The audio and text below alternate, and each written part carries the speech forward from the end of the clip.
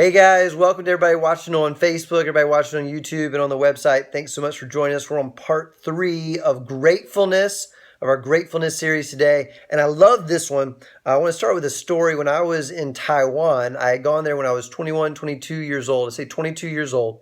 I had spent 9 months there, and that's all that I was supposed to be there.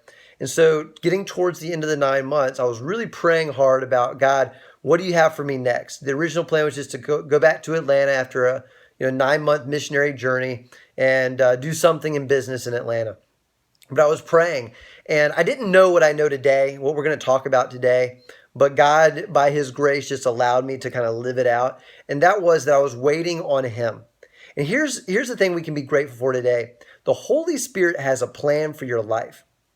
The Holy Spirit has a plan for your dreams. The Holy Spirit knows how things are going to work out for you. The Holy Spirit knows how that challenge is going to work out for you. The Holy Spirit knows how, Jeremiah 29, 10, and 11. The Holy Spirit knows exactly how everything is going to go if we will wait on Him. So the big if for our lives is to wait on Him. One big challenge for our life, we think it's the challenges that are coming at us, but a lot of times the big challenge for our life is choosing less than God's best. One of the biggest challenges of our lives is that we will have options, and we will choose those options even though they're not God's choice for us. He will allow options to come, right? There was a tree, there were 2 trees in the garden, one you could eat from and one you couldn't eat from. He will give us options. He will give us choices. So anyway, I was praying about that, and one night I had a dream. I woke up and I could remember it as clearly, as if I had seen it right in front of me during the day. And it was a dream, and it was a vision for what we ended up calling the Watering Hole. It was a community center for kids who went to the Taipei American School, a huge school in Taipei. They didn't have anywhere to go after school because their parents worked so late. And so they would end up in kind of bad places. So our plan became, and the vision that I had was to create this community center. It ended up being a really big place, like 3 or 4 bathrooms, 3,000 square feet, a huge deck, could fit 30 people cooking out, pool table, foosball, hockey, big room to have meetings in and worship, a huge TV. We could play Nintendo. We had a kitchen. 3 of us lived there. 3 volunteers lived there.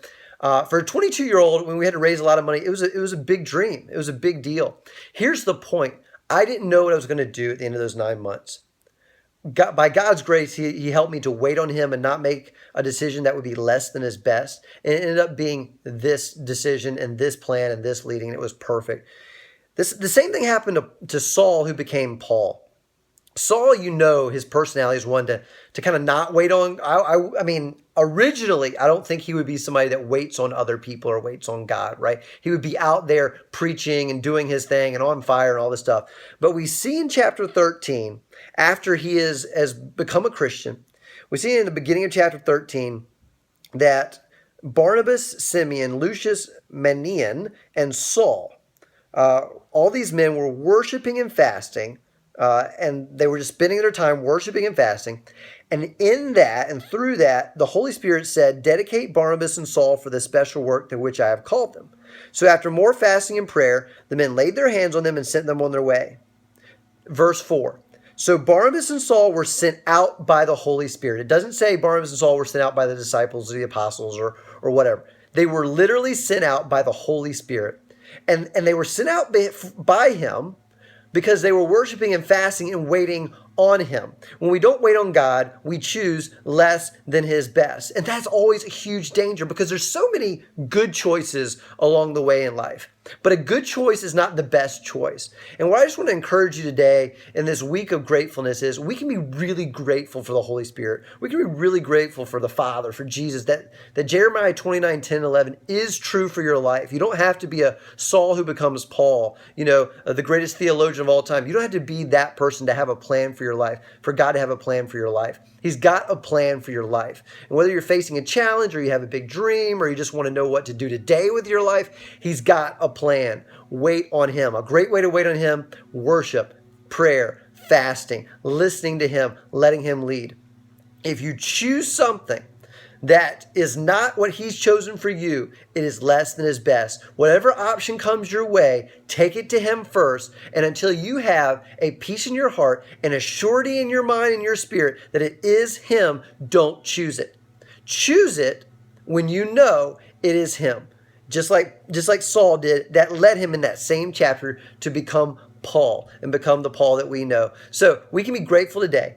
The Holy Spirit has a plan for our life that if we will wait, you've got to wait. If you will wait. Now, waiting doesn't just mean sitting around. You've got to be listening. You've got to be actively worshiping, praying, fasting. If you will do that, he will speak to you. He will give you a vision. He has a plan for your life, and you're going to love it. You're going to love that you waited for his best. All right. Thanks, everybody.